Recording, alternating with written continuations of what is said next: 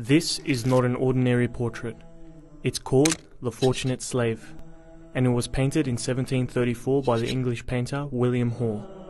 On the surface, it might look like a typical English painting, but what's really special about it is that amongst all the paintings of famous English men and women of the 18th century, this is the very first in which the subject is black. And once you know the story of its subject, Ayuba Suleiman Diallo, you'll see what makes this painting extraordinary. Born and raised in eastern Senegal to a prominent Muslim family, Diallo was known for his great intelligence and memory from a young age.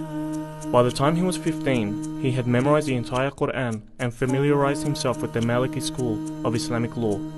Unfortunately for Diallo, his life quickly changed, from one of study and scholarship to the horror of slavery.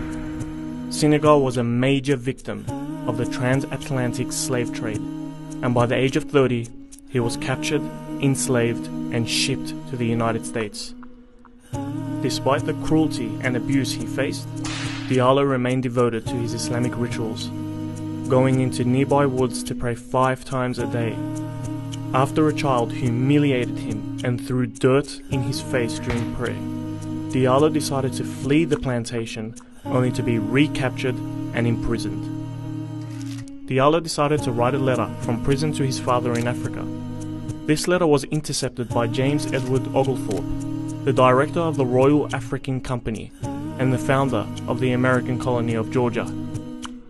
Upon reading it, Oglethorpe wrote that he was touched by Diallo's words and arranged that Diallo was to be freed and sent over to England.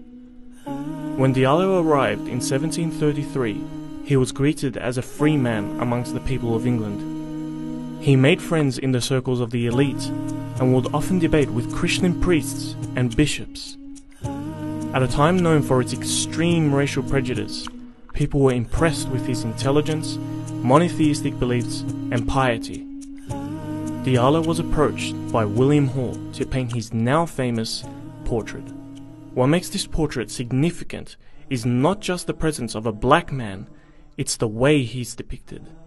When people of African descent were painted in the 18th century, they were almost always shown in racist and demeaning ways.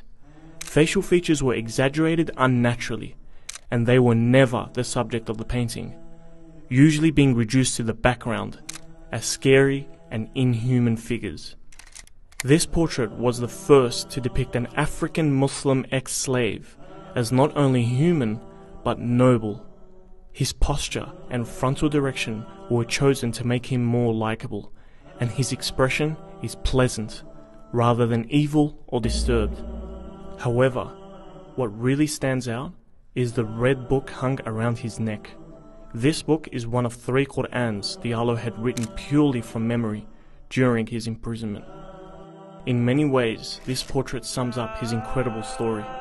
A profoundly religious West African man, enslaved and abused, who won respect and freedom from a society that believed he was inferior, and who throughout his years in slavery never lost pride in his identity as a black Muslim.